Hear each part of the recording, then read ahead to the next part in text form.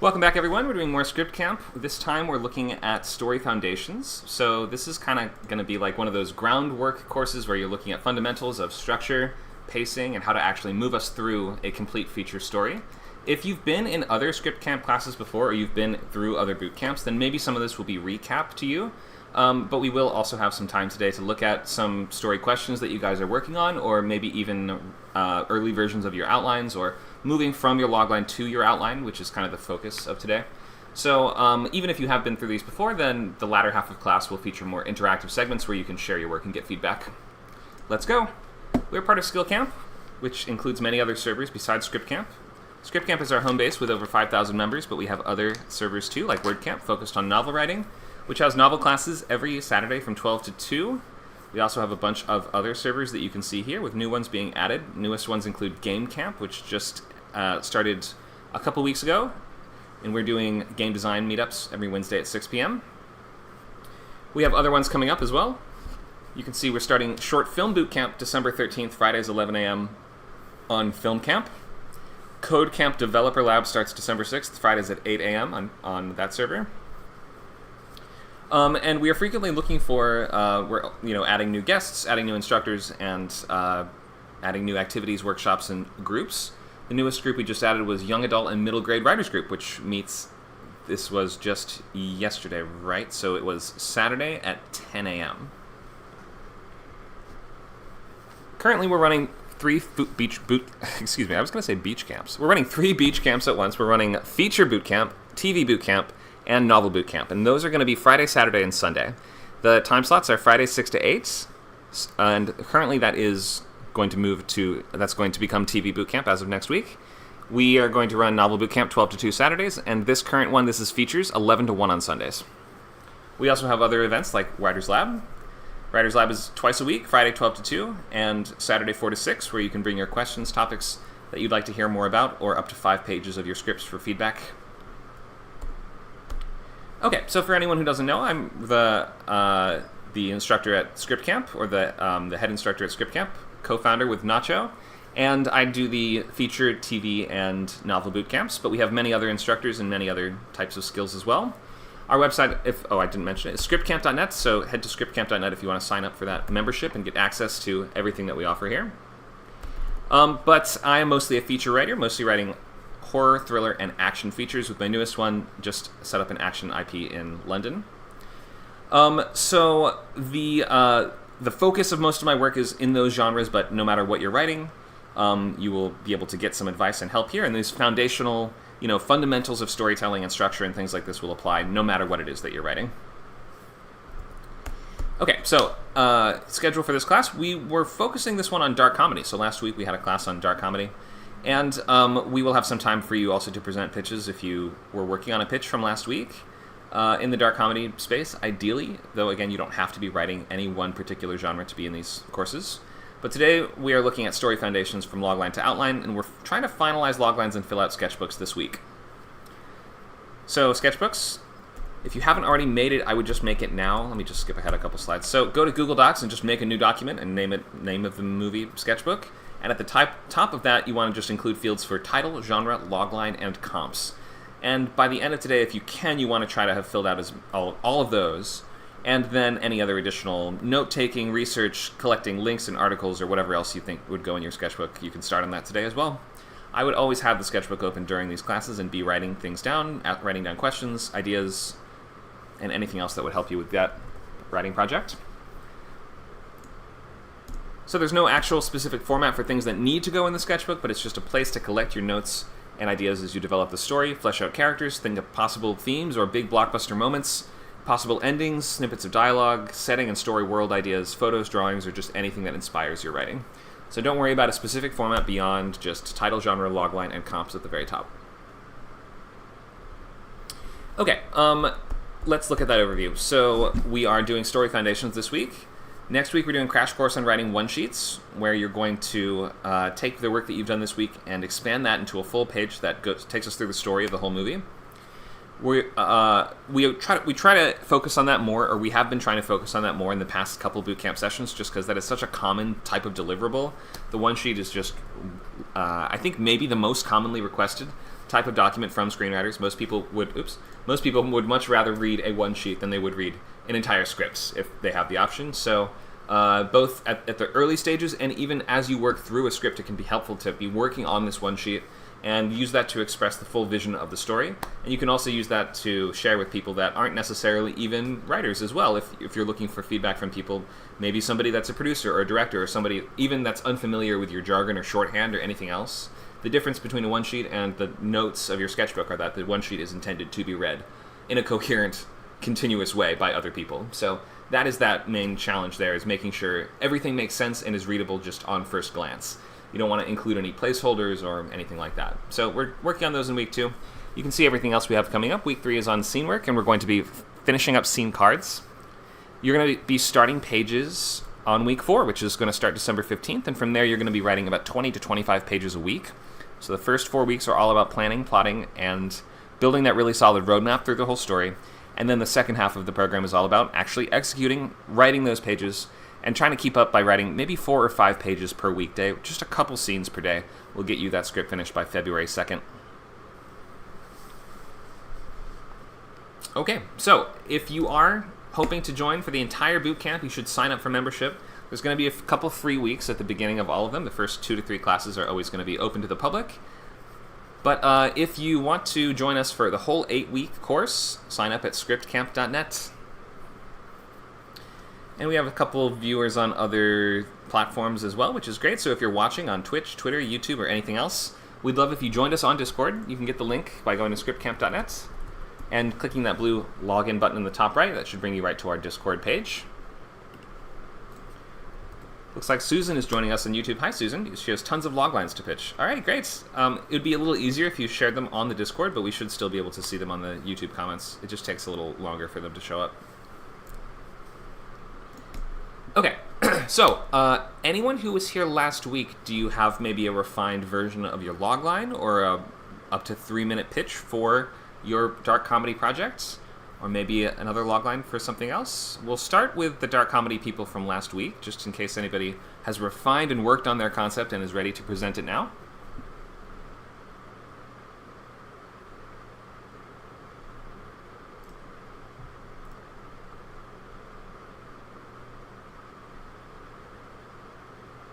Okay, no one. All right, so let's move on from that idea of the dark comedy, and we'll just ask, does anyone have a logline that they want to share at the beginning here?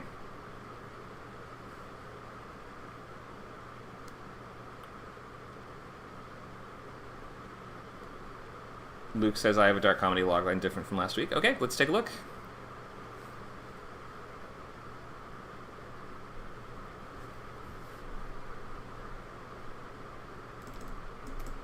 All right, so let's bring this up and you can read it out for us.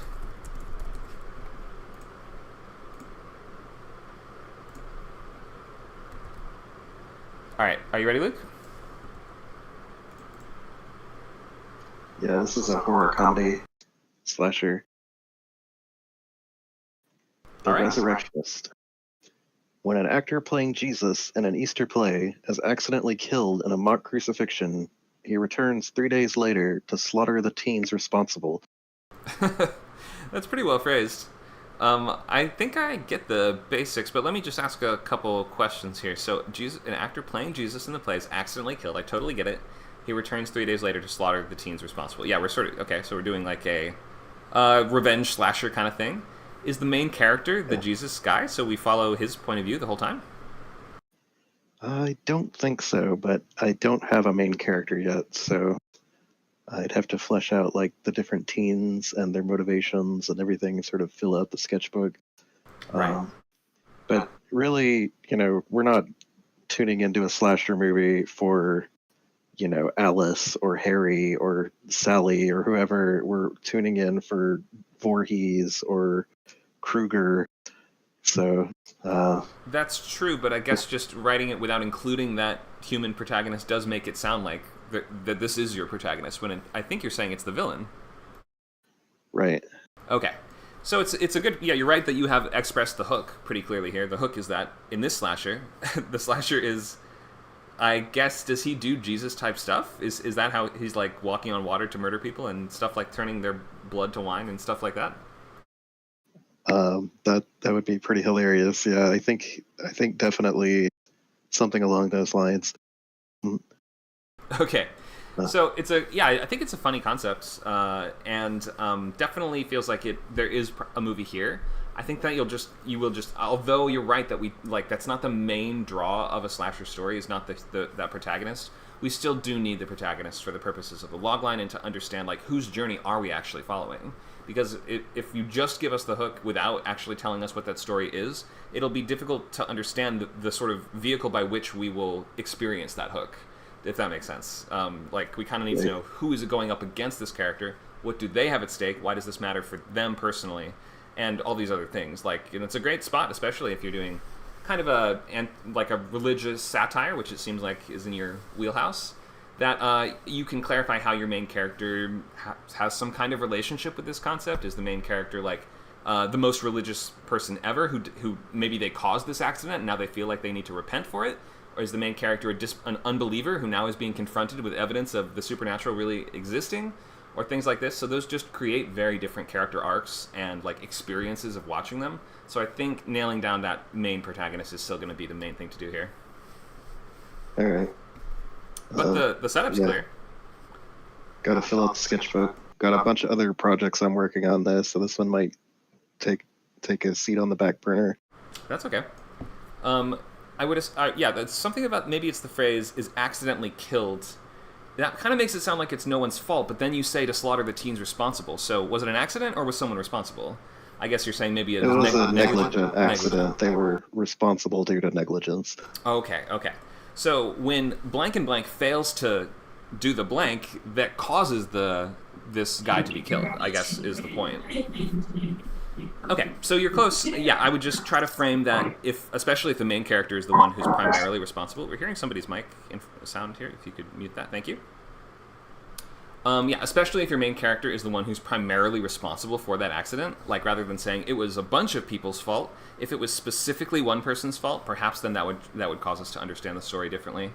So yeah, just zero in, get more specific and concrete with the protagonist on this one. All right. Great, thanks for sharing. Any questions on this? Probably not. I just gotta fill out the cast and sort of figure out which character is the most interesting one to follow. Sure. And also, does this all take place in one location, or is this like a contained setting, or does this take place all over the town sort of thing? It's probably going to be contained to just a handful of locations. Okay.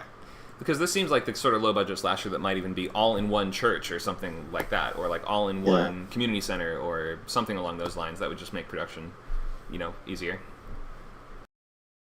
Yeah, so I think so. If something like that would work, I would recommend it. But if not, it's okay. You don't need to. I mean, we even still see slashers coming out that aren't contained. Thanksgiving, the Halloween movies, those are not really that contained, so it's all good.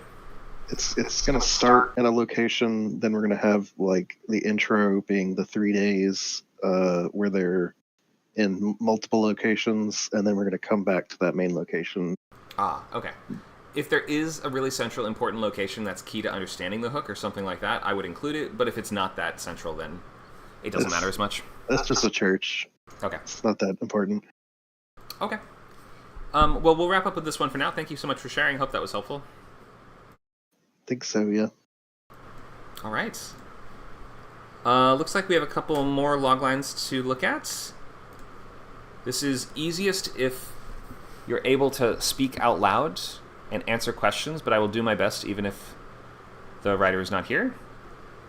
Okay, so I'm going to start with Susan's. Let me have to open this in an image. 1 second. Here we are. Okay, so Susan from YouTube. Thanks, Susan. It's like a radio call-in show. This is Susan from Sacramento. Go ahead, Susan.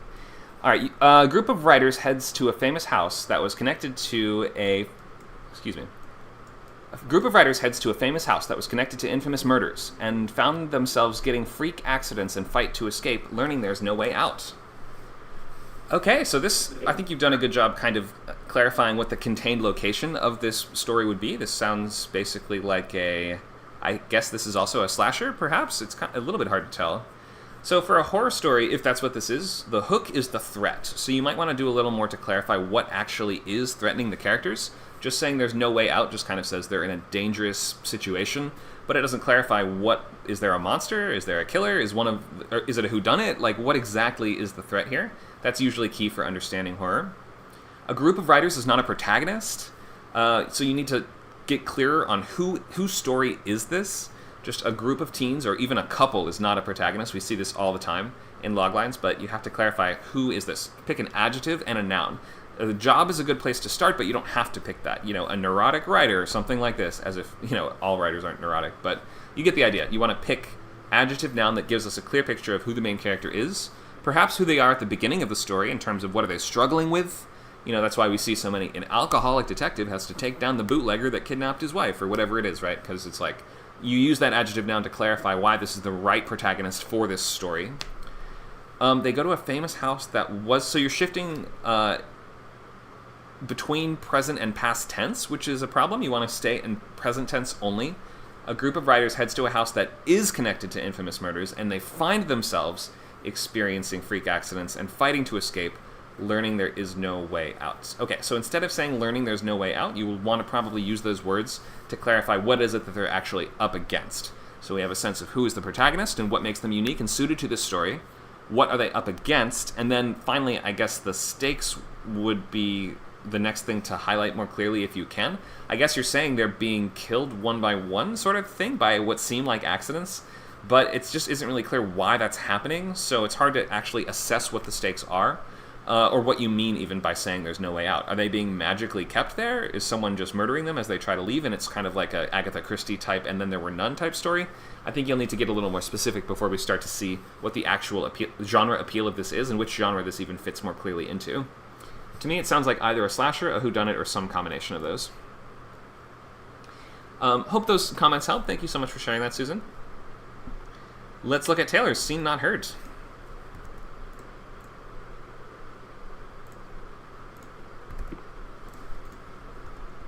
Are you there, Taylor? Yeah, I'm here. All right. Can you hear me? Yes, we hear you. Let's Cool. read this one out loud. Me? Go for it. Okay. The wife of the vice presidential candidate must navigate her rapidly deteriorating marriage and an affair with their polyamorous neighbors who are hiding a sinister secret that could destroy the world. Whoa. Okay. Do you have genre or comps for this one? Yeah, so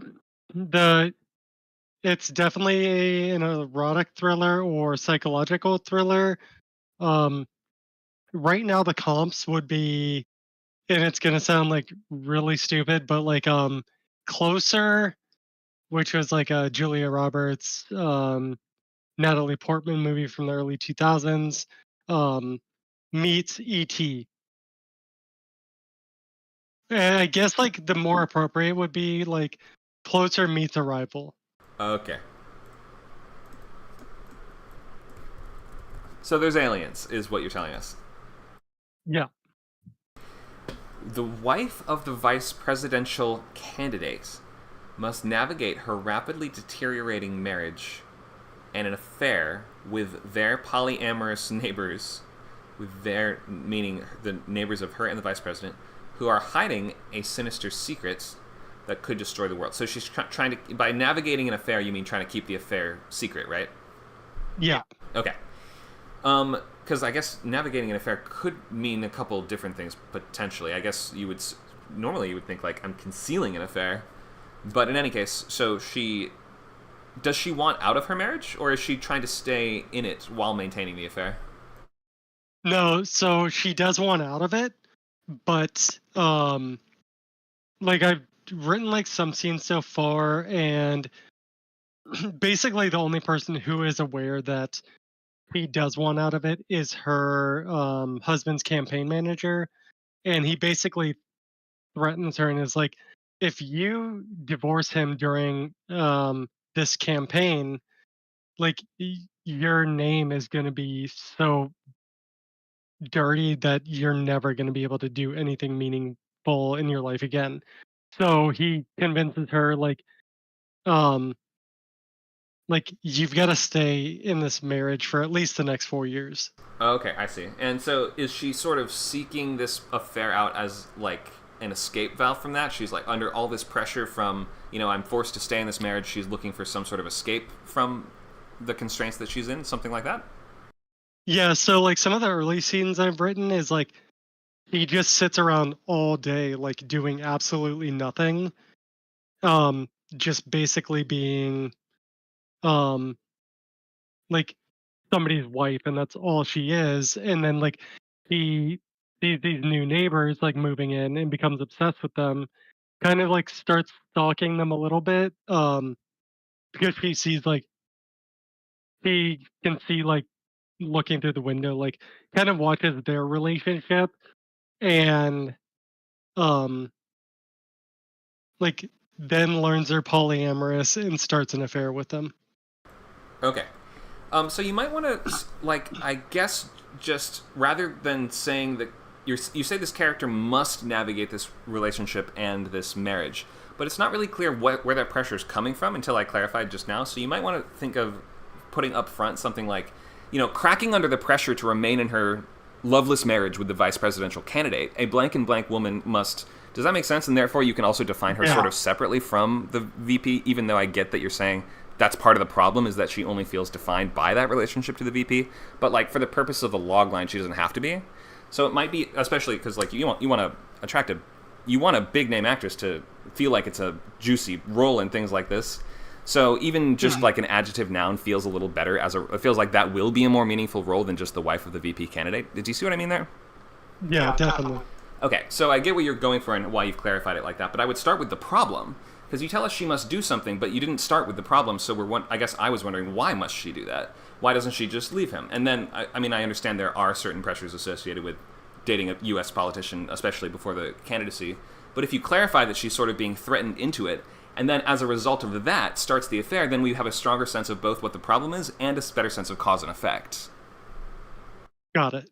Okay, so like pressured to stay in her loveless marriage, she seeks out an affair with the polyamorous neighbors, but when she discovers blank, she must blank before blank. Maybe. That might be a little lengthy, the way I've just put it now, but those are just like the things that I would look for. So rather than, because like then that would also be telling us a little bit more of a sense of once she figures out their secret, what does she then have to do? I guess you're saying she would then struggle to expose that secret, perhaps? Yeah, definitely. Yeah, that makes sense. Okay. So, I hope that clarifies things. Just start with the problem, and that will highlight the urgency and tell us the why. Like, why must she do this? And also will help flesh out your character a little more by freeing up some room. By using those words on something else at the beginning, you're going to be able to then describe your character in slightly different terms that will make her feel like more of a realized character. Okay, perfect. Awesome. Any questions on this one? No, dude. Thank you very much. Appreciate it. Thank you. Hope that was helpful. Okay. Any more log lines? I do see one more from Susan from YouTube.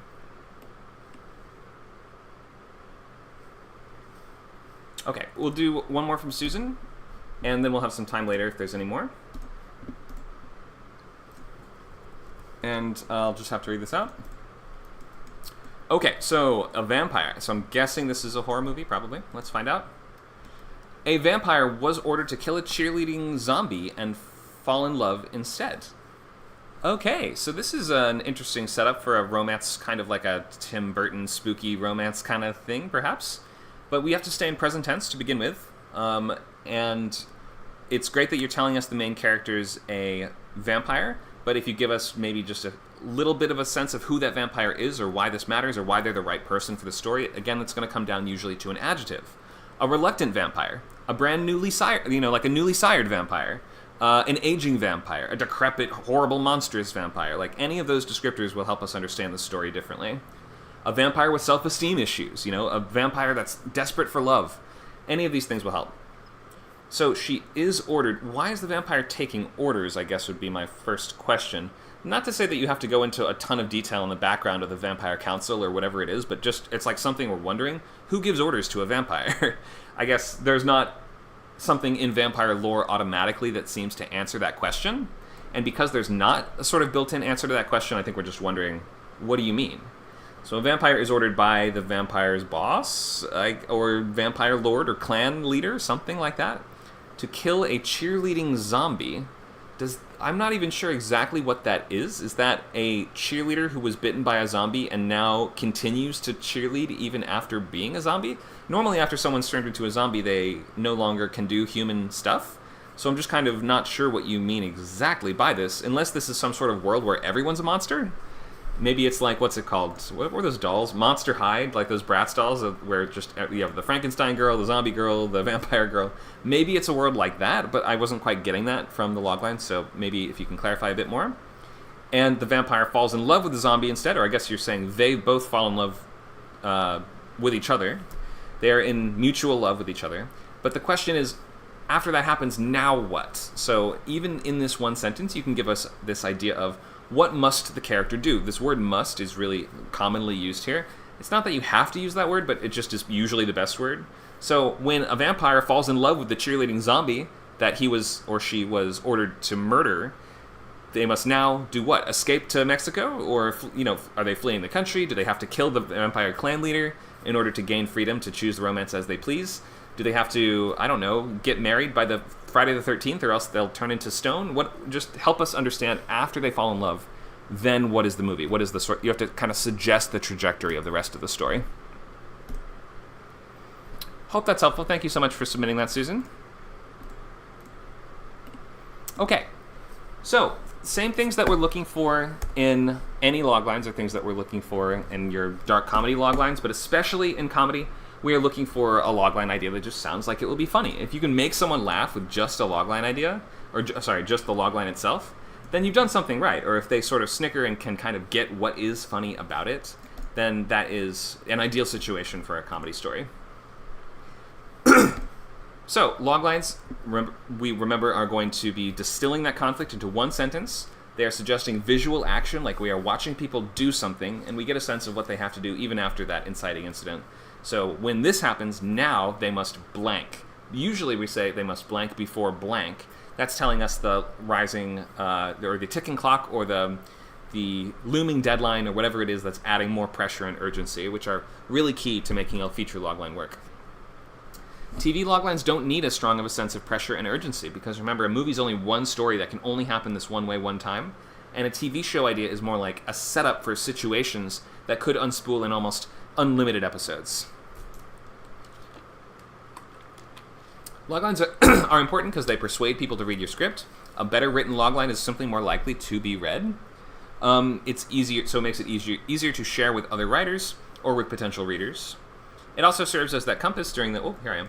It also serves as a nice compass to help during the outlining and writing process, to help you just keep on track and make sure that you are sticking to your original goals and you're not drifting or deviating too far from your original vision for the story. Every scene is going to move to exploit that premise to the greatest extent that you can. You want to get a head start on outlining by having a really solid logline at the beginning of the process rather than waiting until the end. So here's the template that we use for loglines. When or after inciting incident, an adjective protagonist must conflict before stakes, or ticking clock.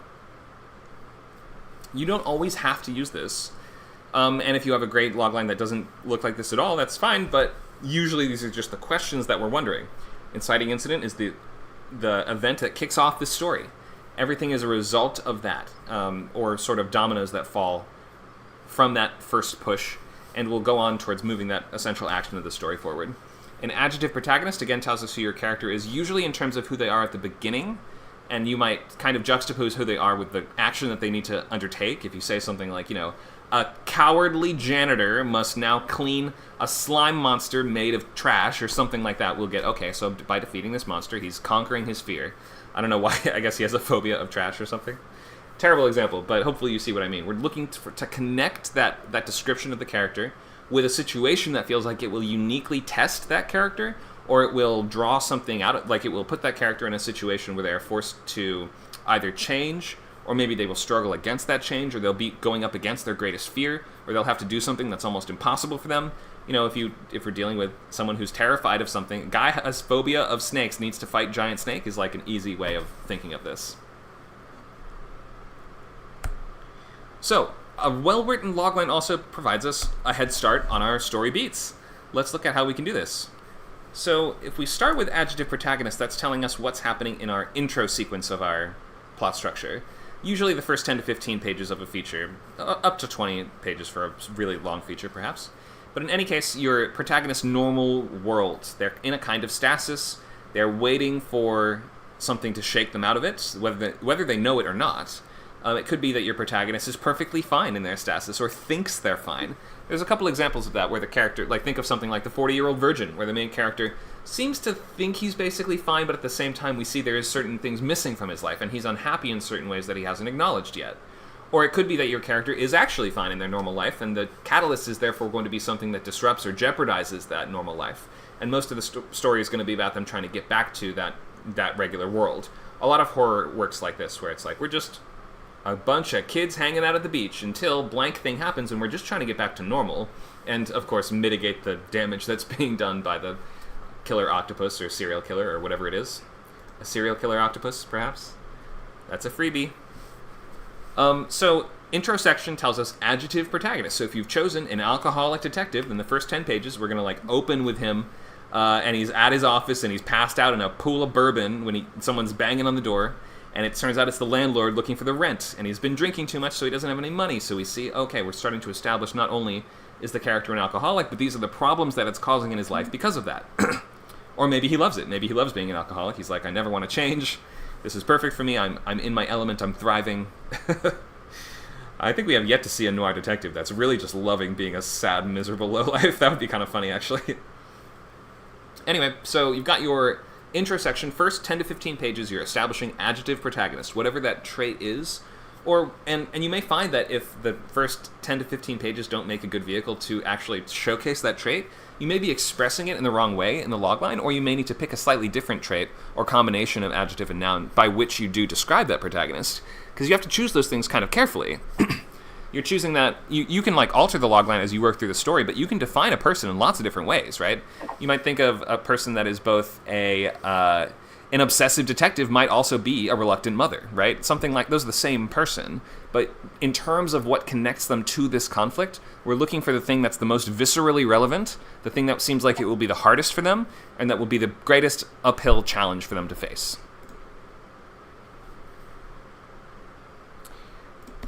So, inciting incident, that tells us what kicks off your story. It's a single moment that sets the rest of the events of the movie in motion. So for those who are working on their outlining and story beats right now, an inciting incident, or catalyst as they're interchangeably known, it's not a series of events. It can't be a series of events. It's an incident. It's not inciting incidents.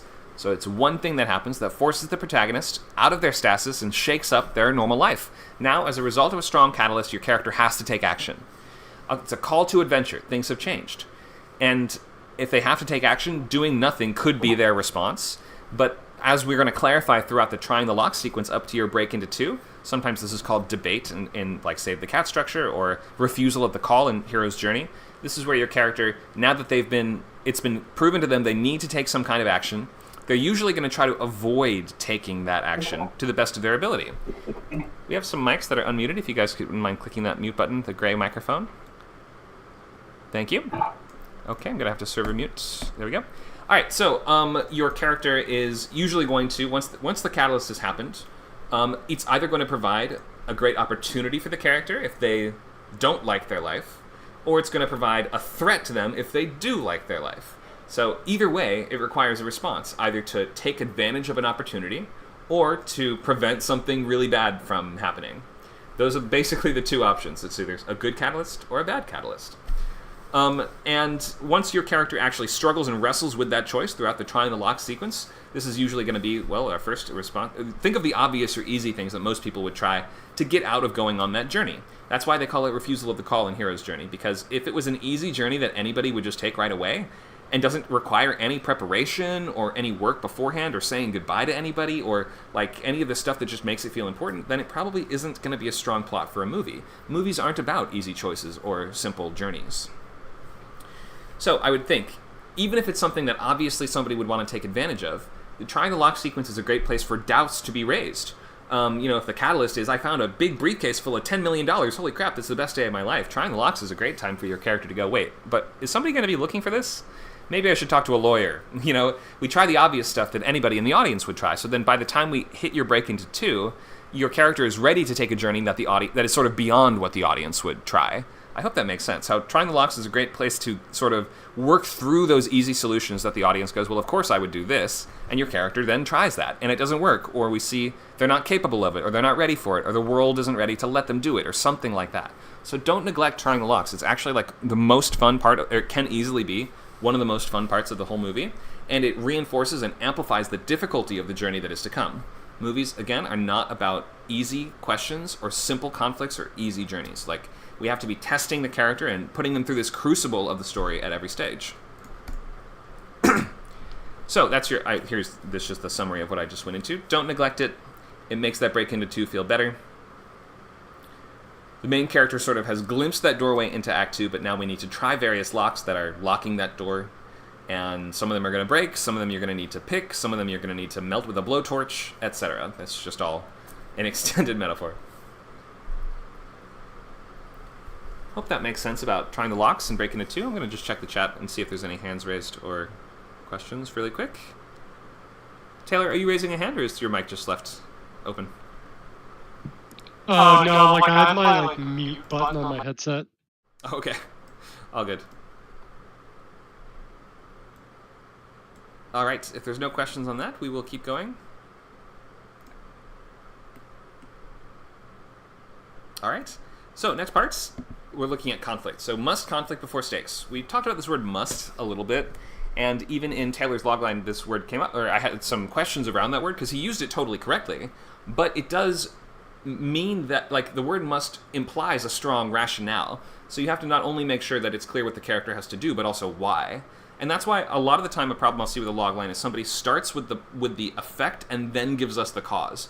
A blank and blank man goes on a spree of revenge and has to kill all the drug dealers in San Francisco when blank happens. Oh, well, why? You should have started with when they stole his goldfish or something like that, right? Like, not tell us at the end the justification for what we just read, but rather you start with something that creates, it's like a question that demands an answer. So therefore, when they do this to the man, when they steal his favorite goldfish, this is just John Wick with a goldfish, isn't it? Okay. For a while, every action movie was just John Wick, but with a blank, wasn't it? John Wick, but it's a lady was like the pitch for 90% of action movies from like 2015 to 2020, I swear to God. Where was I? So your character, we have the thing happens first, and then the latter half of the logline is saying, now that problem has occurred, or now that we understand the situation that your character's facing, then now they have to do this difficult, meaningful journey that will test them in unique ways, and before this bad thing happens, which is usually going to be the stakes. There we are. Stakes kind of tells us what happens at that all is lost moment. So you can put that at the all is lost on your story beats right away.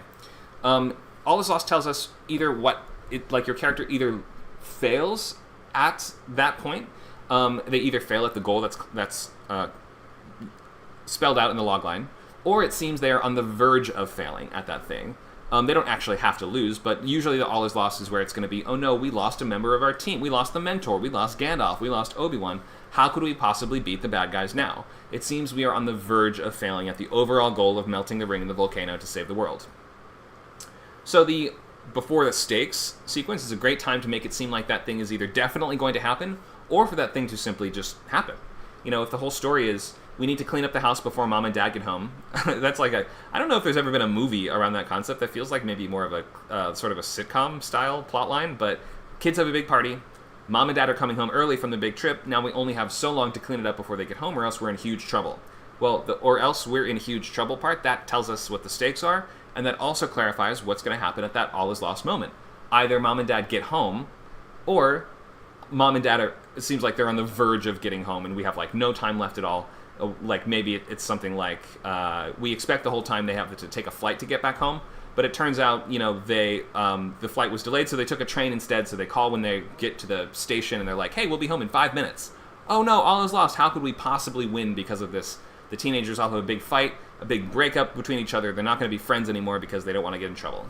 I kind of over-explained that, I feel, but I hope that's clear what the all is lost kind of is. It's a moment where it seems the stakes have come to pass, or are inevitably going to come to pass. And your character then is going to be forced to dig very deep in order to ask, what am I willing to do, sacrifice, or change in order to ensure that those stakes don't come to pass, or perhaps that we can recover from that worst thing possibly happening. You know, if mom and dad actually come back and they find the mess from the party left, and you get in huge trouble at that all is lost moment, well, you're sort of saying there's just enough room left in the movie for your characters to think of one more crazy plan. Like, maybe they're in huge trouble, but then they think of a way, oh great, hey, I have an idea. We can pin this all on the dog, or we can pin this all on your little brother and blame the whole thing on him. Something like that. But in any case, it tells us that there's going to be one more sort of big swing your characters can take at solving the problem after they dig down deep and either make that change, or they perhaps double down and don't make that change. Whether it's a positive or negative arc. That's kind of what that clarifies, right? So characters that understand the lesson, they make the change to become a better person, and or perhaps in some cases, to become a more effective person or something like that. And then they make that change and they succeed. That's like a positive arc story. You can have a tragic arc story where the character is being presented with this lesson that they should learn, but then at the last moment they turn away from it and they can't learn it, or they're not ready for it, or they just won't accept it for whatever reason, and then they fail at the end. Or you can do sort of interesting mix and match between that, where they like fail to learn the lesson but succeed anyway. And that can be like your sort of Wolf of Wall Street type of ending. Or the other side of the coin is they do make the right change, but they still fail. And that might be something, I don't know, that might be like your Braveheart style, like inspiring defeat sort of ending. So I hope that's clear at least, though, how we can figure out those couple main points just from the logline alone. Let's recap. Adjective protagonist, that's telling us what you are demonstrating to us in the first 10 to 15 pages of the story. Inciting incident, that tells us what happens around page 12 to 15, and it's just that one incident, that one event that's going to kick the story off. Must conflict tells us what happens after your break into Act 2. So the premise scenes are sometimes called the fun and games, or the, I forget what it's called in Hero's Journey, actually, but these are it's sort of the main meat of the movie. So after we do the break into 2, we are now in the second act, and your character is now doing the thing that's on the poster, the thing that's in the trailer, the thing that you described in the logline.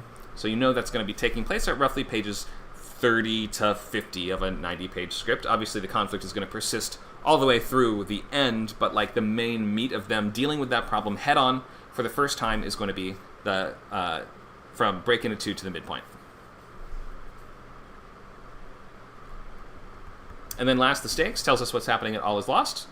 Either they have failed or they seem on the verge of failing, and that's going to occur at about the 75% mark through your script or manuscript. I think it's usually going to be like around 65, 70, and then usually in a 90-page, it's going to be we're going to be in pit of despair from like 70 to 80. Those numbers are not hard or set in stone. These are very flimsy estimates. Okay, and that's going to lead your character into the finale. Once they have dug down deep and made that change in the break into 3, or they've doubled down and not made that change, then armed with those new tools or self-discoveries, the character is going to sort of synthesize who they were in Act 1 with what they learned or gained in Act 2. They're going to move in and take on those bad guys or whatever it is that they're facing with everything they've got. This is the big moment. Everything rides on this, and your character is either going to succeed or fail, and the epilogue will wrap things up in the last couple pages. Okay, any questions on that concept of turning logline into story beats?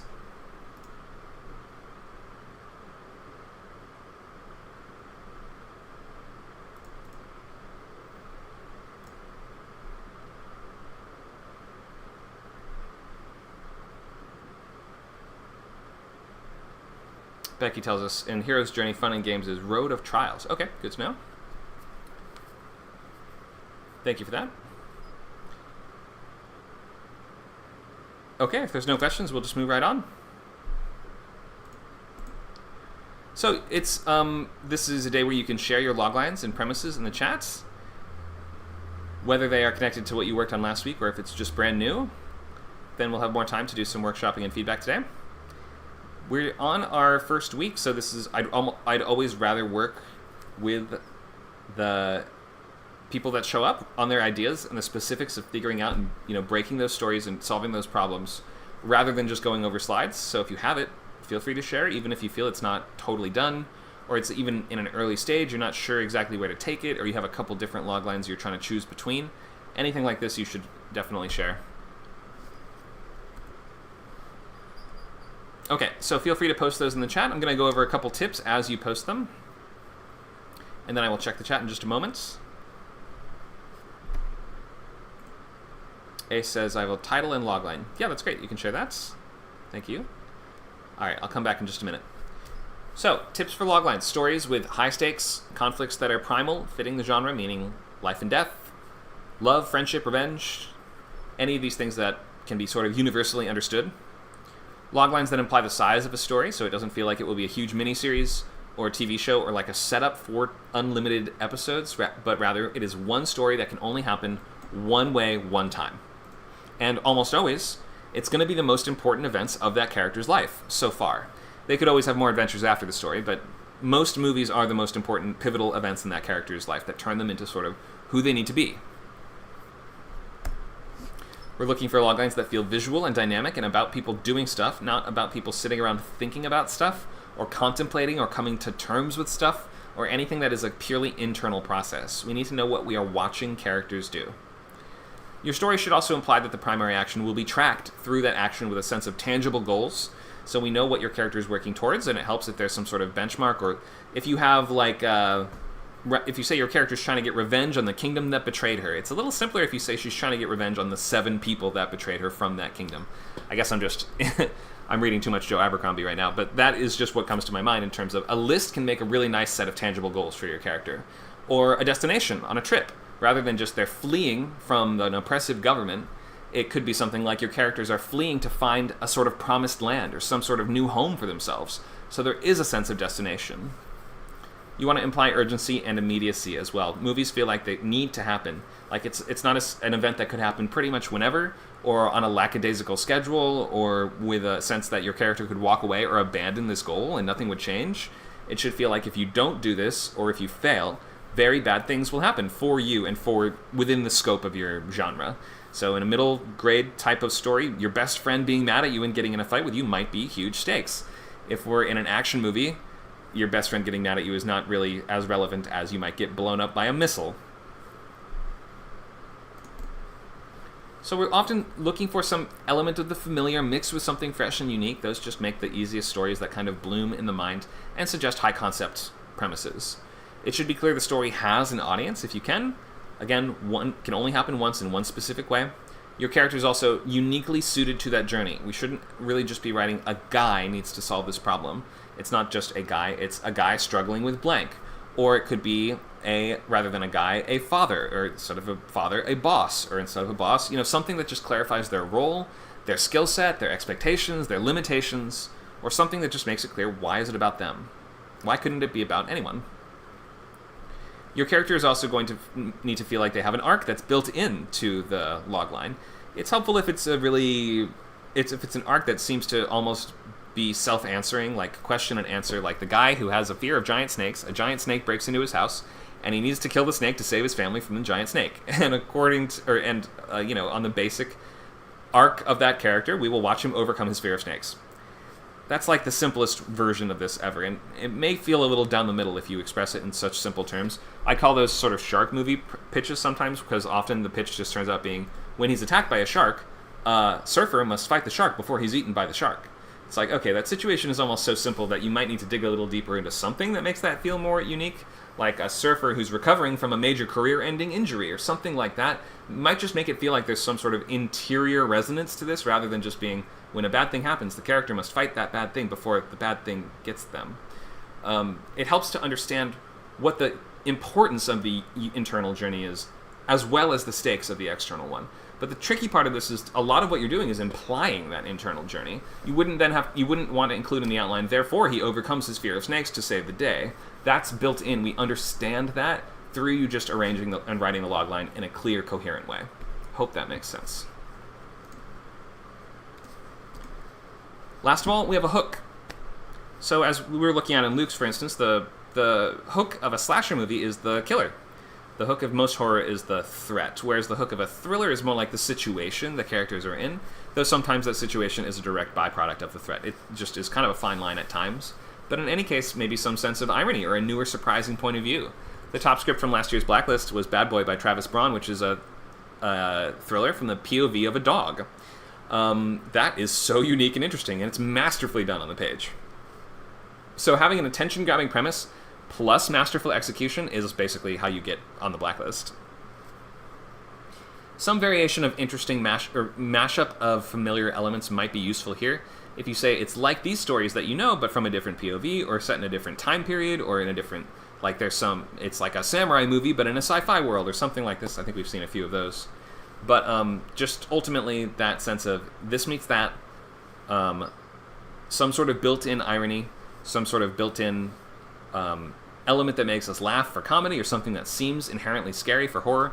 It just needs to feel like it will create the target emotion, featuring some variation of elements that we've seen before, but with a unique twist.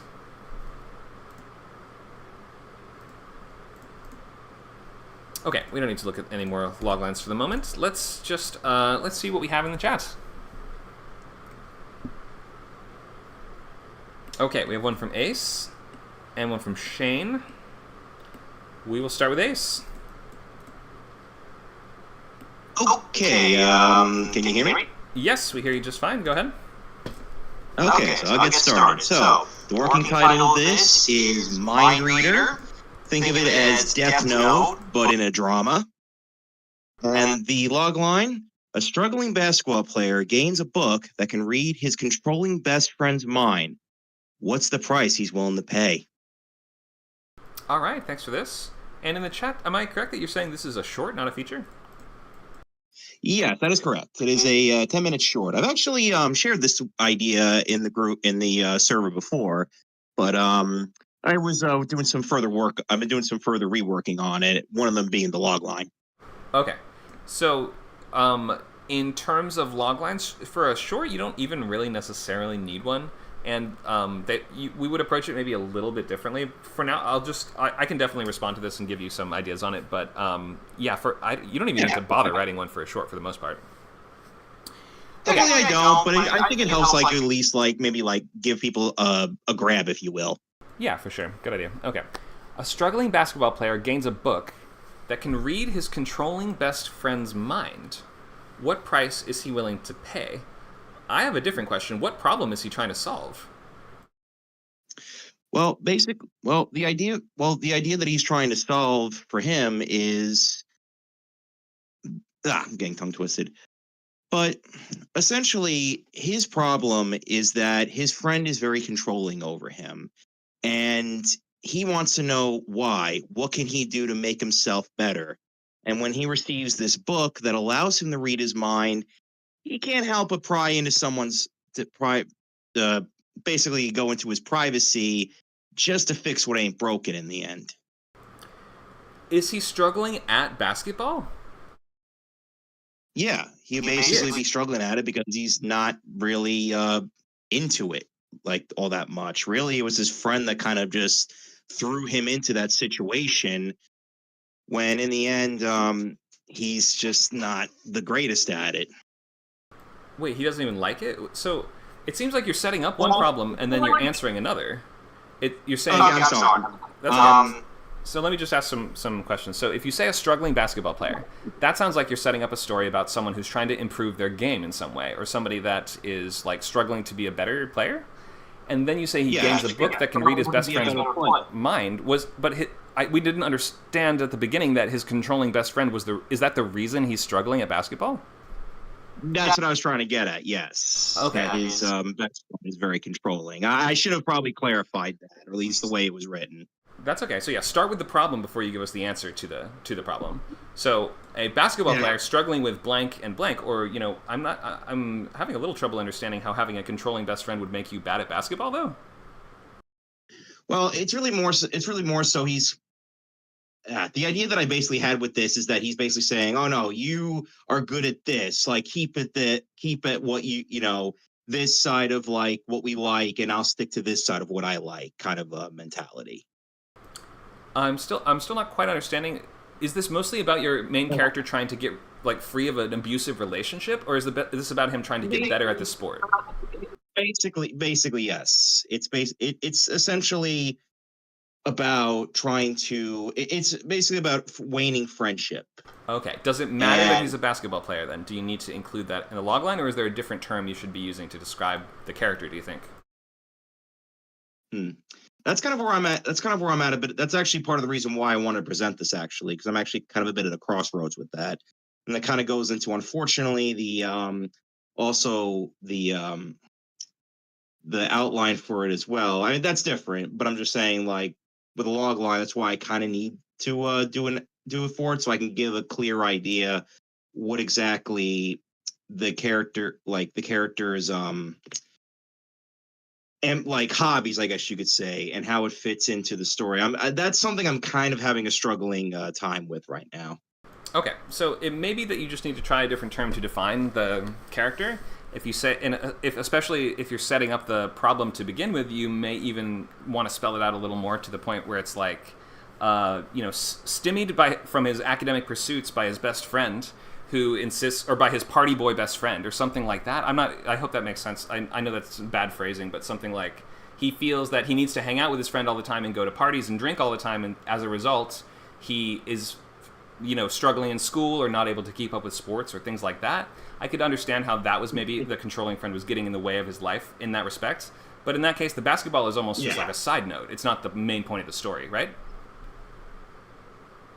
It's it's basically meant to be more of like a piece to basically be a hobby that the character would be into. But I am kind of considering whether or not I may want to actually cut that, or maybe even trying to implement that differently, because there has been some I have discussed potentially changing the hobby to where they're both in the same thing, but at the same time, I'm not entirely sure. I'm not fully sure how to implement that element a bit further. So that's why I'm trying to play around with this outline a bit. Gotcha. So yeah, I would recommend leave the basketball out of it for now and frame it more just about the relationship itself. Something like tempted or peer pressured down the darker path by his party boy best friend, a blank and blank main character must use this magic book to find a way to escape this abusive relationship, or something like that. I think the sports are almost not a key part of the story enough to include in the logline. Okay. All right, I'll definitely keep that in mind. Great. All right, any questions on this one? It's like, no, in terms of the logline itself, no, pretty much answered main ones I probably would have had anyway. Okay, awesome. Well, thank you so much for sharing. Hope that was helpful. It was. Thank you. All right. We've got plenty of time. Let's look at some more log lines. And we have one from Shane.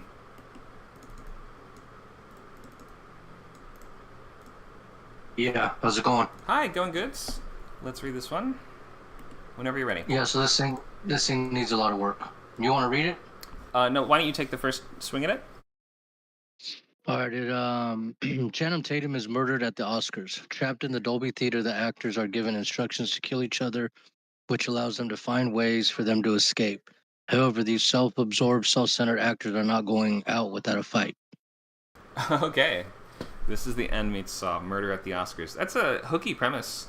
This feels like it would sort of be like a stunt spec, as they're called sometimes, where like you write a script that would not really have that great a chance of getting made, but just to sort of show off and like to pick like a funny idea.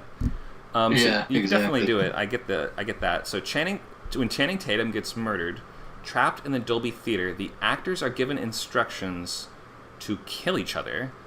Is that how Channing Tatum died, or is the murder linked to the death game in some way, or what's the connection between those things? So basically, when everyone enters the theater and they all sit down, and then the curtains are open, Channing Tatum's going to be hanging, and they all start freaking out. They try to escape, but the villain has booby-trapped the exits, and they all get trapped in there. And basically, he kills the first guy, Channing Tatum, and then the game basically begins like Saw, where they have to figure out a way. Kind of things are dropped from the ceiling, like little treasure chests, and they have to open them up, and they gotta, they're given some sort of hidden key. It's kind of basically like Saw. Right, I get it. But so here's a question: Are they in this game due to their relationship to Channing Tatum in some way, or like due to the fact that they wronged him, or like what is the connection between him and this Well, game? this is what I need help with. So basically, my villain is gonna be a like a Jehovah's Witness conspiracy theorist, and he believes that all these Hollywood elite are sinners and Satanists. So he basically wants to kill them, but do it in kind of an evil manner.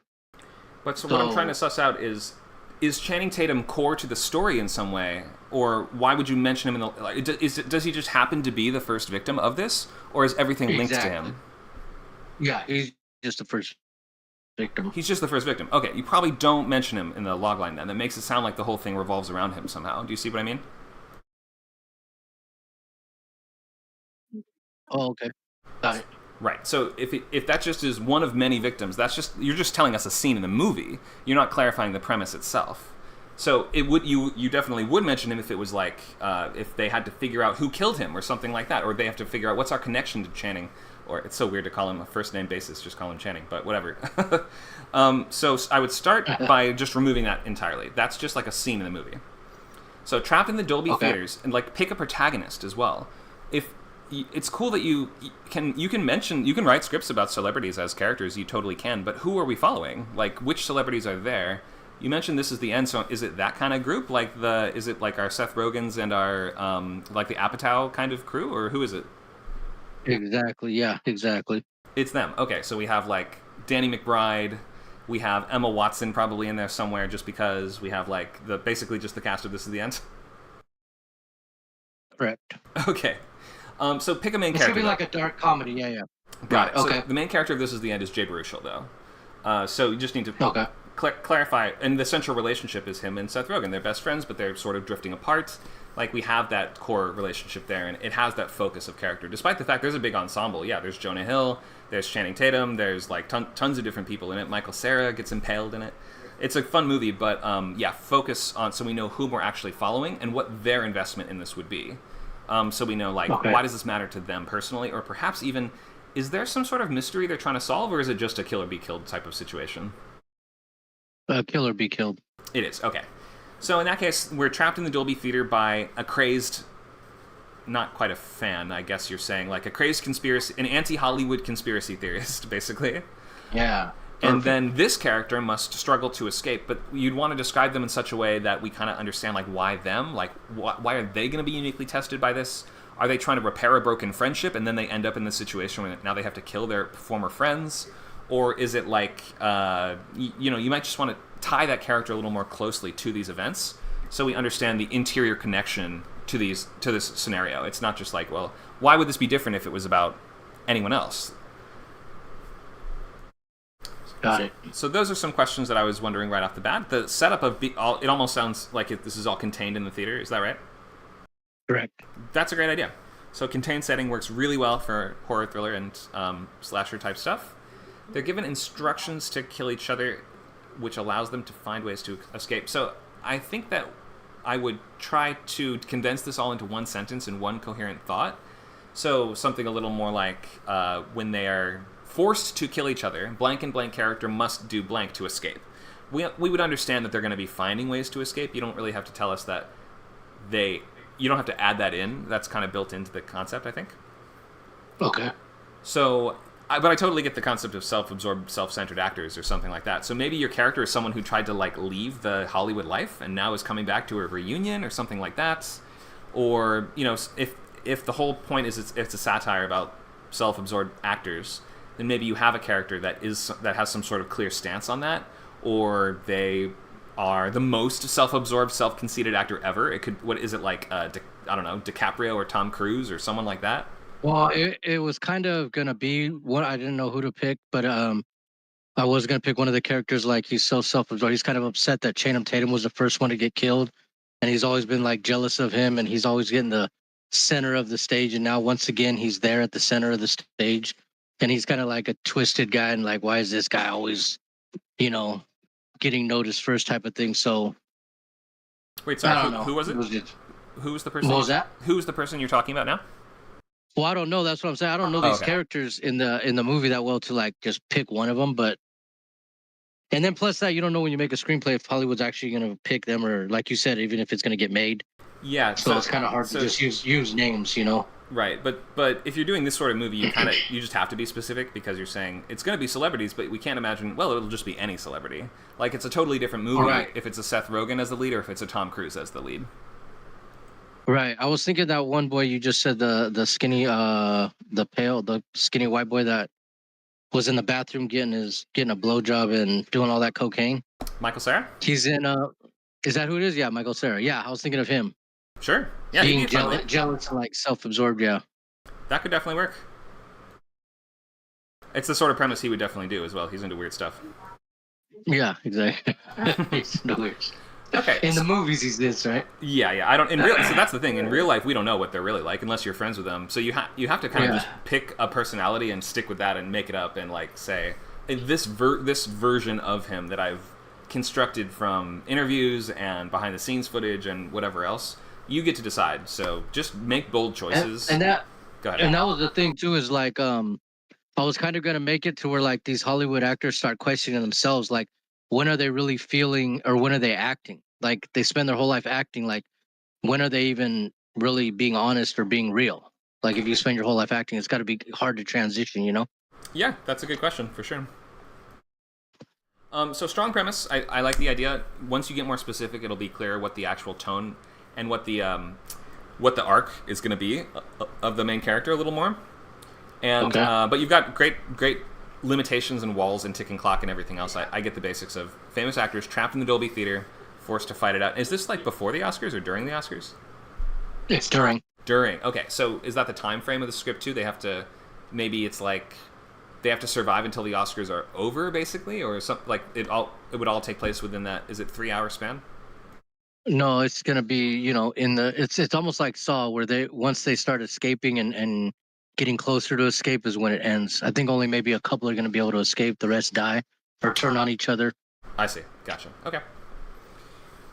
Cool. Well, thank you so much for sharing. Hope that was helpful. Do you have any questions for me for the moment? No, that was very helpful. No, that was perfect. I kind of wanted to figure out how to write about my villain, and you gave me a really good line, so appreciate that. Great. All right. Thank you for sharing.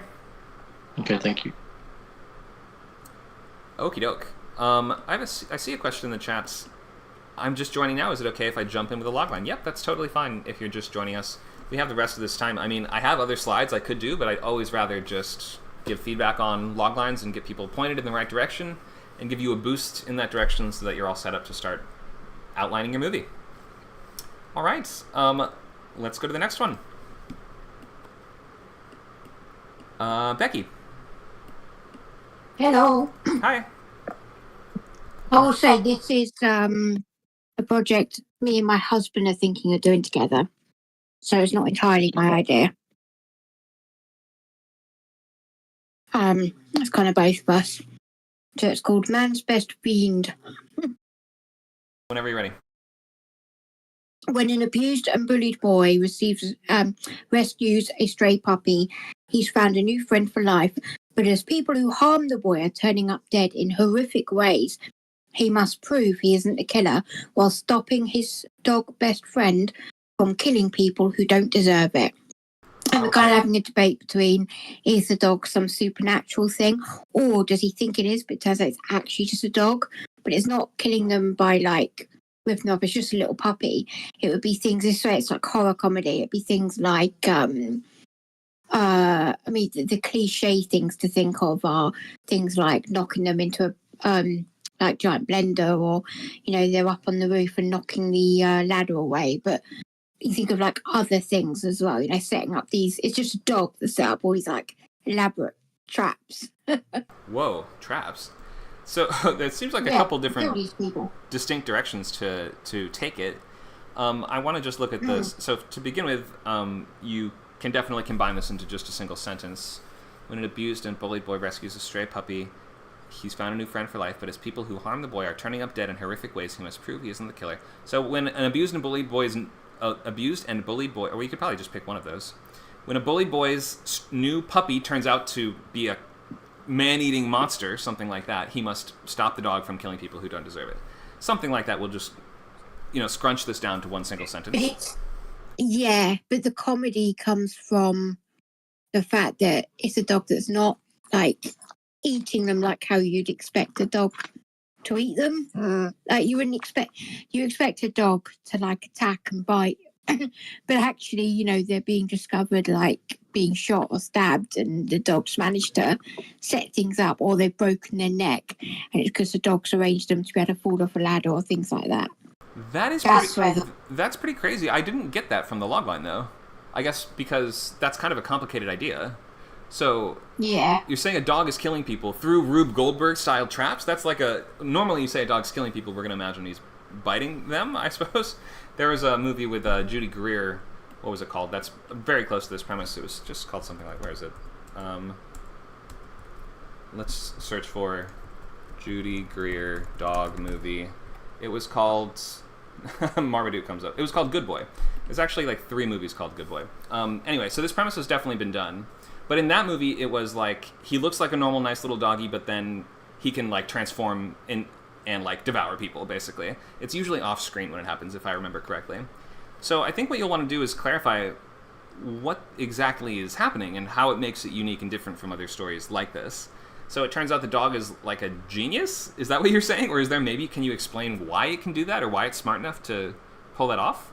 Basically the dog is just like a genius that's able to do it, but because of the way these people are dying and they're all connected to this boy, like no one will believe him that the dog's doing it, and they think the boy is killing all these people. And it is horror comedy, so it is meant to be like major suspension of disbelief, those kind of you get those movies where like the dogs are always these highly intelligent, but they're like kids movies, like Air Bud and things like that. It's kind of like that, but with this darker twist. And even though there's a child character, it is not for children. Okay. I have to emphasize that. Okay. So yeah, I think the basics are there, although it does feel pretty familiar just in terms of the other stuff we've seen before. I would try to highlight what makes it unique, and also just because that's kind of a big part of the hook, that the dog is basically a mastermind that's arranging these deaths almost to look like... Well, do they look like killings, or do they look like accidents? Yeah, that's a good point. I mean, I tell you where the inspiration came from. There is this true story of this, there's like wild cats out in Russia, like the really big, like tiger type things. Yeah, sure. There was a wild cat that was angry that a hunter had stolen it had killed something, and a hunter took some meat from it, and it wanted to get revenge, but it didn't do it in a normal like animal way. It actually lured out one of the guy's dogs, injured the dog, but didn't kill it.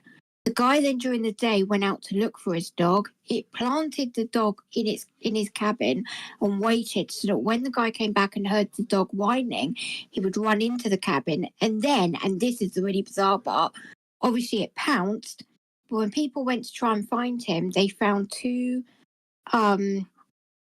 circles of blood.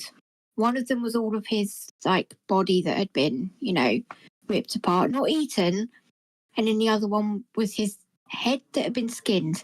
That this animal had actually done this really brutal, like, human thing.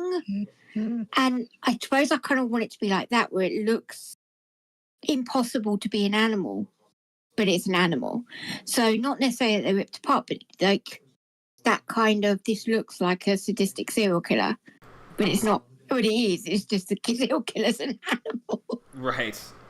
So a puppy just feels kind of limited in what it can do, though. Yeah, I mean, when I say puppy, I was kind of using the cutesy term of, oh, you're such a cute little puppy. Dog owner here, sorry. I should just say dog. I have a massive dog that I call Puppy, even though she's 3. By puppy, I mean like fully grown, but still quite puppyish, about 3-4. They're fully grown, but they're still very playful. Okay, yeah, because that would be my question. Like, does he grow up with the dog first, or is it killing people while it's a puppy? Because a puppy just, especially the types of killings you're talking about, would just be really tough for, even in a suspended disbelief world of an over-the-top comedy. Yeah. A little tough to imagine that a little tiny dog could do all that stuff. But no, I you'll just have imagine more it's options if it's older. something like, it's something like a golden retriever or a Dalmatian or even a poodle, because a poodle's one of the most intelligent types of dogs there is. And so it'd be something along those lines rather than a German Shepherd that kind of, people are already scared of. I'd want it to be a dog people genuinely don't already have those preconceived notions about. Yeah, a Shiba Inu. Yeah. Okay, so the idea is funny. I do see the hook. If you can just make it stand out a little more and also clarify the specific tactic that dog or the killer in this case is using, then I think we'll have a better sense of how the movie's working and like the type of fun that we'll be having. I do get the main character and the general arc though. So this is like a boy and his dog or My Pet Monster type story, of which it's a well trodden territory, but there's always more room there. Yeah, I think it's the fact that it doesn't kill him in doggy ways is what's interesting. We just need to decide, is it still gruesome but ritualistic, or does it look like accidents, but then there's one too many accidents happening around this boy? Either way, I want the boy to get the blame. Yeah, I would love to see a dog somehow shoot a gun. I'm sure it's possible. I know, right? Yeah, I'm thinking about how to make like a proper dog, not we're going to animate his paws to have little fingers. No. He's a dog. He's able to figure out how. Yeah, he wedges a stick in the trigger and like pulls it back or something like that. Yeah. Could be cool. So lots of fun to be had here. I would just get a little more concrete on some of those details. Yeah, we only came up with it today. We were chatting in the car, so. Okay, and I would definitely, if you haven't yet read Bad Boy, if you have not yet read Bad Boy by Travis Braun, Nacho linked it in the chat and highly recommend reading that one. Yeah, I saw that. Thank you, Nacho. Any questions on this? No, thank you. All right, thanks, Becky. Okay, looks like we have another new one. I can't see the full username because I'm in streamer mode and Discord is just weird like that, but it starts with an N. Let me bring it up here. One Night in LA.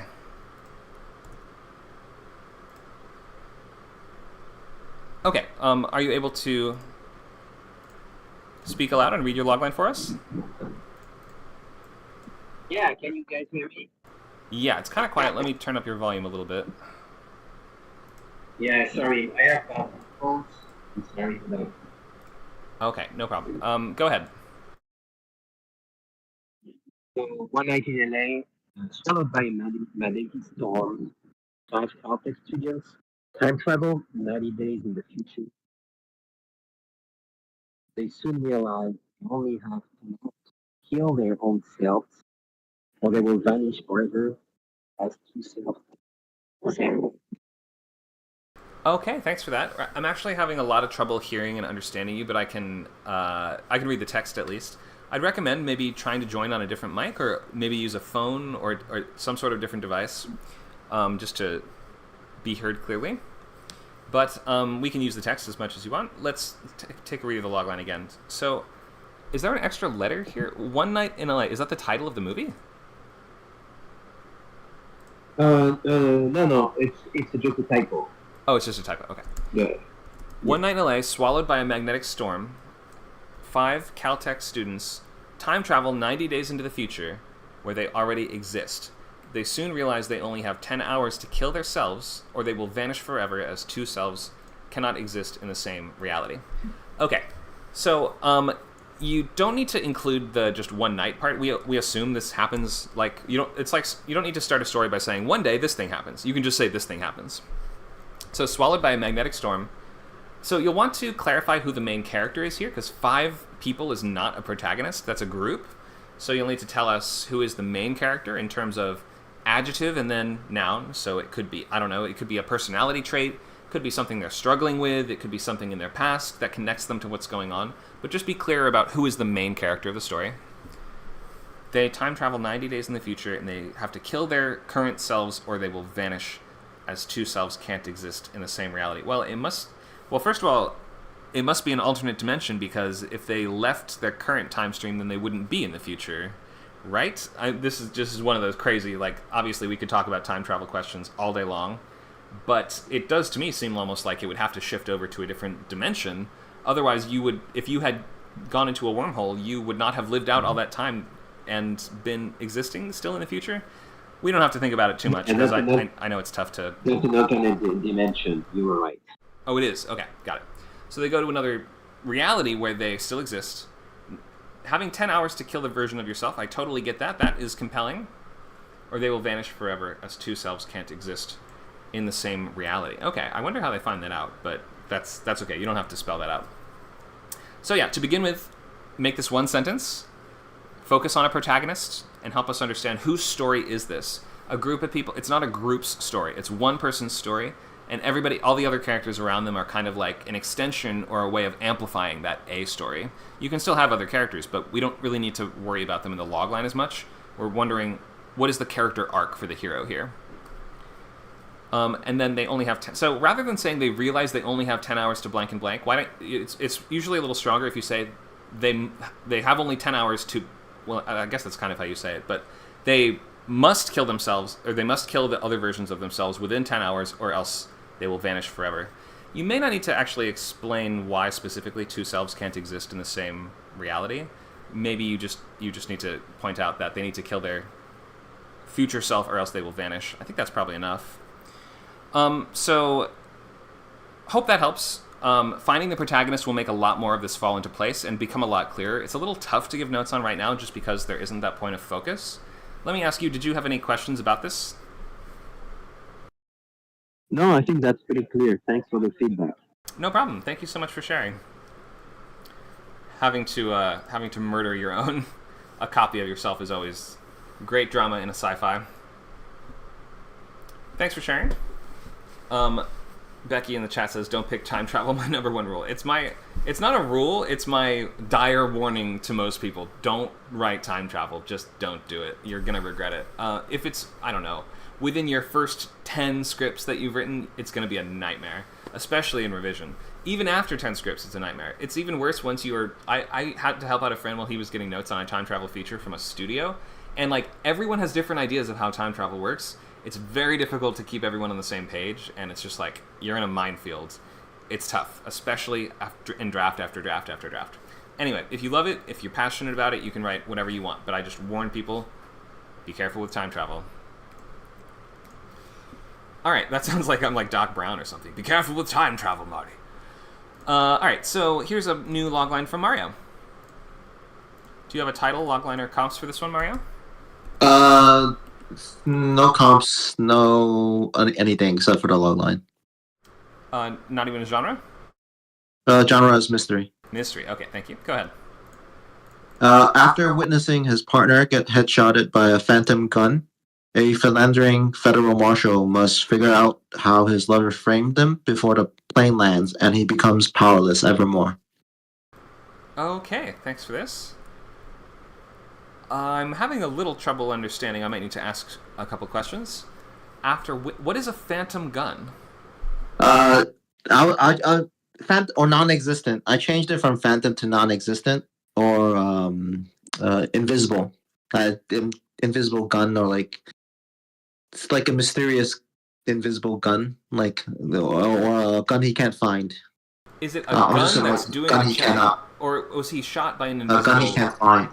Hang on. So here's a question: is he being shot by a gun, or is he being shot by a person with a gun? It's just he just gets headshotted almost out of thin air. Right, but guns have people operating them, right? Yeah, that's the mystery. Okay, so he's not being shot by a gun; he's being shot by an invisible attacker. It sounds like. Yeah, that's true. By a seemingly invisible gunman. Gunman. There you go. Yeah, there you go. Okay, I was so confused, but we're trying to find a gun. No, we're trying to find the killer. Okay, I'm Yeah. understanding a little better. Okay. So after witnessing his partner get murdered by an invisible killer, an invisible assassin, a philandering federal marshal must figure out how his lover framed him. Huh? When did he get framed for something? I'm confused.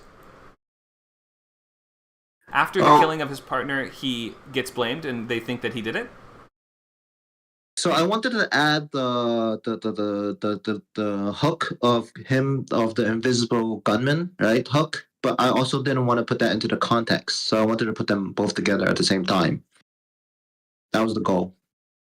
I'm still confused. So after becoming the prime suspect in his partner's murder, is that where we're starting here? Yeah. But I also wanted to add the fact that the hook is actually he gets headshot, like this is like invisible gunman that he witnesses firsthand. It's like he's talking to his partner and then his partner gets shot in the head. Right. And so, but you're saying the piece that we were missing though is that he becomes the suspect of that crime. It's Yeah. So I think I missed, like, because I wanted to make it short. It should be by invisible gunman in a locked lavatory. Okay, so he's like the only one that could have done it, so they assumed that it was him.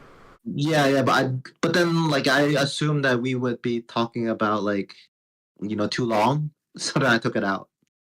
Okay, I'm just trying to figure out the basics of what's happening here. So let me just ask you a few more questions. So he comes to believe that his lover was the one that did this killing? Yeah. Okay. Before the what plane? So I also took out air marshal. Oh. Just so that the plane would be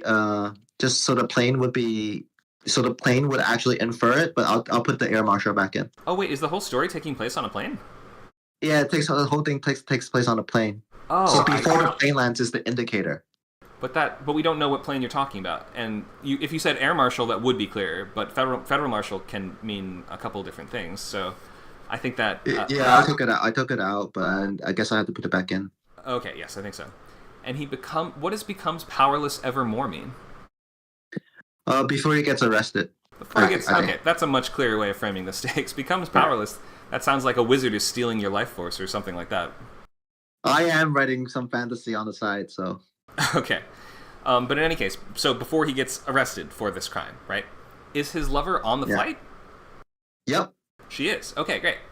So, after an air marshal's partner gets killed on the flight, and a federal marshal seems guilty of the crime, he must prove his innocence and prove that he's being framed before the plane lands and he gets arrested. Is that right? Yep. Got it. Okay. So it's a bit like this movie Nonstop with Liam Neeson, so that might be a comp to use. There's a couple Liam Neeson movies that are very, very similar to this. A lot of Liam Neeson movies are the same thing. Yes, that is true. There's one on a train that's almost the same movie. Right, it's either on the train, on the plane. The only thing left is a bicycle. Yeah, might as well do the tandem bicycle Liam Neeson movie next. Okay, so there were a couple things that I was not grasping. The contained setting of this being on the plane seems really key to the story because the flight is actually making up the... If landing is like the ticking clock or like getting closer to landing, then we want to know. So yeah, include the bit about the plane, the bit about him being an air marshal. The fact that he seems guilty for the crime is also important because that's the problem. You're kind of giving us the solution before the problem. So the problem... I intend to do that because it's not a who done it, it's a how done it. Oh, how do we know that the wife or that the lover did it? Because we're just going to tell the audience right off the bat. Who tells the audience? You mean... But the attendant's going to admit it right off the bat. The attendant is going to admit it? The lover. Okay. The lover is going to... She admits it right off the bat. She's like, yes, I did... She admits it right off the bat, yeah. I did the invisible guy killing? Okay. Yeah. I mean, like, go ahead, figure it out, you smart ass. And then that's the feature. Okay. And that's why he thinks that... that's the only reason why he thinks that she did it? He just has to figure out how at that point. Well, he has to take her word for it that she did it and then figure out how, right? Yeah, has to take his word for it. But he's also the only person in the room with the partner in the bathroom, and then he dies in front of him. In the bathroom? There in the lavatory. There were multiple people in the airplane bathroom? Both of them were in it. When I say philander, I don't like. Well, I don't want to say bisexual, but like But oh, his lover is a man, is what you're saying? His lover is a man. Yeah. Okay, well, I guess that doesn't matter that much for the purposes of the. It doesn't matter about the sex. I could change it either ways depending on the story. But it's like they were in the locked lavatory doing, and then boom. And then boom, what? Who? Is the partner dies. The partner was also in the room with them? They're both in the bathroom. He's kissing him. He's kissing back. the lover. And yeah, then he's kissing the other his partner. Wait, what? Then, do you mean wait. Do you mean romantic partner or do you mean his romantic partner too as well? You meant romantic both. partner. It's a double entendre. It's both partner and romantic partner. Wait, what?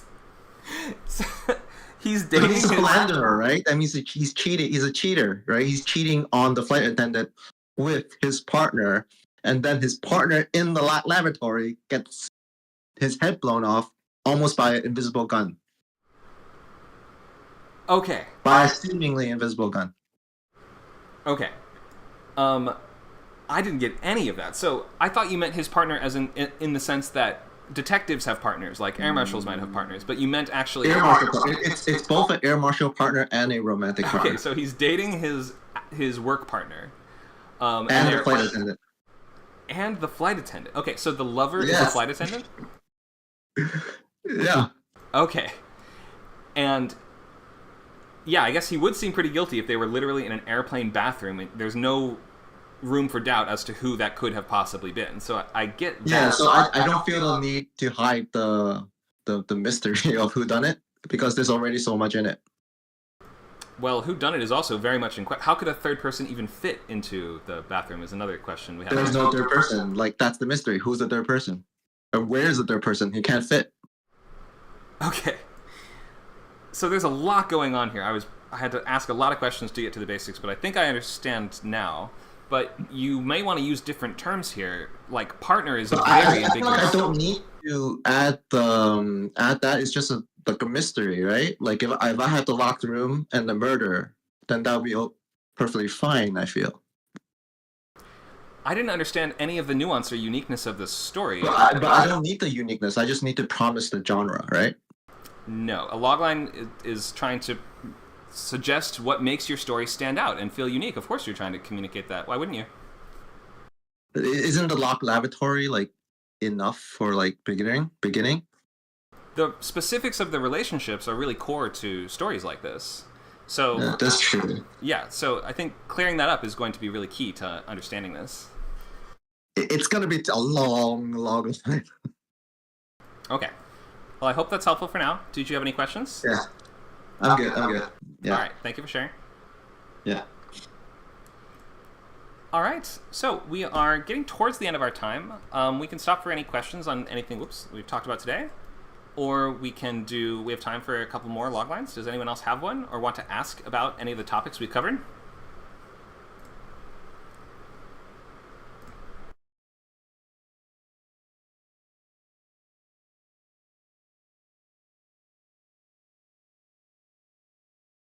Here's everything coming up. The goal for next week is to finalize your logline, to enroll in the bootcamp if you haven't already, which again you can do at scriptcamp.net.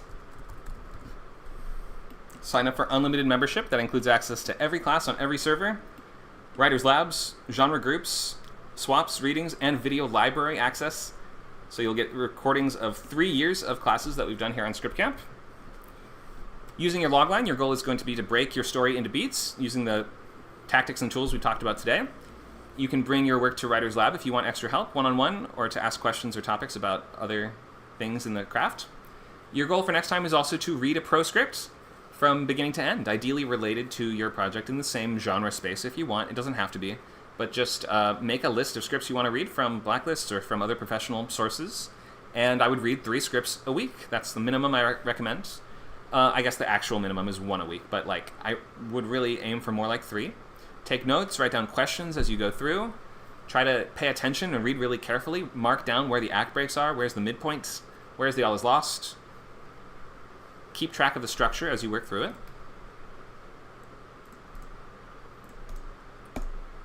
Keep reading scripts. I'll ask in the next bootcamp classes what you guys have been reading lately, so you should absolutely have an answer to that question. What did you read? What did you notice? What did you like? What did you learn?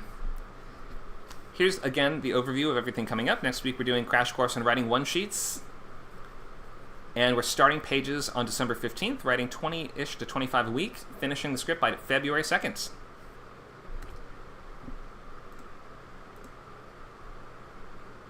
All right, any last questions, thoughts, or loglines?